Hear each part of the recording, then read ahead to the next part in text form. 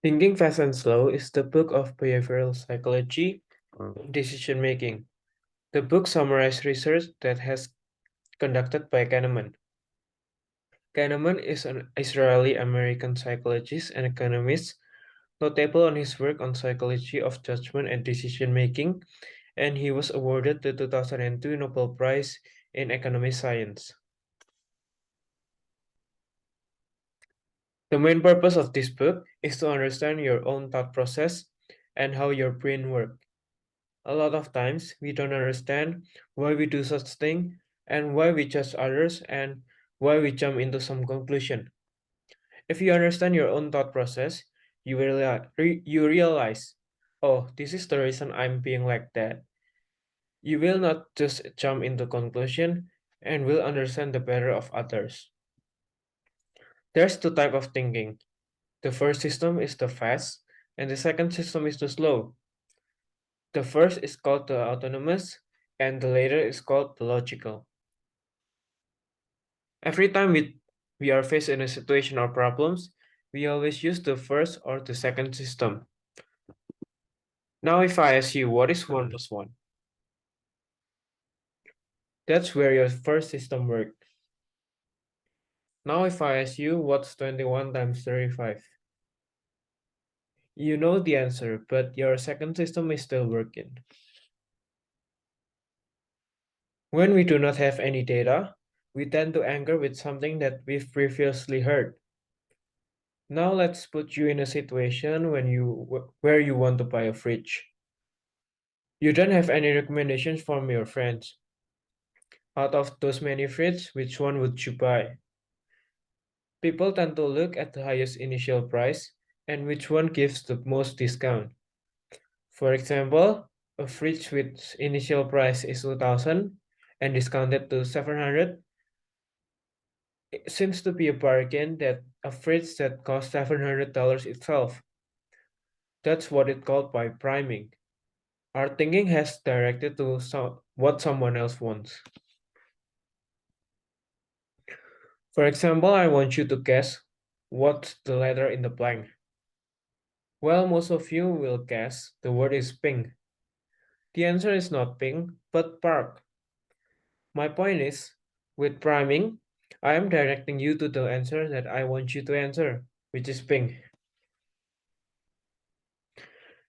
Next is the concept of sunk cost. The concept is simple, which the cost that has been incurred cannot be recovered. The analogy is you need to walk 1 kilometer to the ice cream shop. Halfway, you just remembered that this is Sunday, wondering if that shop is open. Then you think, it's only 500 meters away. I'll just continue to walk. This analogy seems to be dumb, but this mindset applies to our daily life. For example, in your studies, you've been pursuing a degree for 3 years, but apparently you're not happy anymore with what you're doing. Now you're thinking, why should I waste my time, effort, and money for these 3 years? That's the reason why you afraid to change the degree. This time, effort, and money is your sunk cost, the cost that has been incurred but cannot be recovered. Because of this, you are afraid to make decision, continue to do what you think is wrong. Same thing when you invest in the stock market. The stock that you have invested on has lost 20% of its value, but you don't want to accept that as a sunk cost.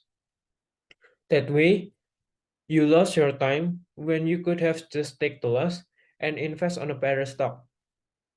Similarly, when you have read a book that turns out to be boring, you tend just to carry on reading it because you think if you carry on, you will change your mind. This is what it called by loss aversion. You tend to avoid loss rather than gaining benefits. You tend to hang on to the book you've read rather than getting a new book. You tend to hope that the stock you invested on going up rather than just cutting loss and invest on another stock. You just don't like the word loss. However, I do believe some ideas postulated by Kahneman should be taken with a grain of salt. These ideas that came up from poorly conducted psychological experiments, usually because the sample size is way too small to have some sort of reliability. One of the example is the idea of watching eye. The idea is if you place a couple of eyes watching over you, you will act in a more honest way. Well, this idea doesn't replicate. Most of Kahneman's idea has put human on a more irrational thinking than we actually are.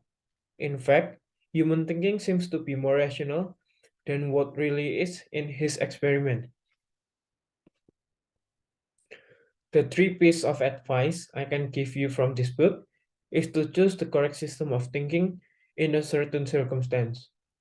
For example, in introducing yourself to someone, you should use system 1. But when you're doing an interview for a job, you should use system 2. Next advice is not to put too much weight on the first information you receive, because that might not be accurate, and if you put that as an anchor, it will lead you to behave irrationally. Last piece of advice is to ignore sunk costs. Sunk costs only distract you from what actually matters. So that's all from me. Thank you for listening.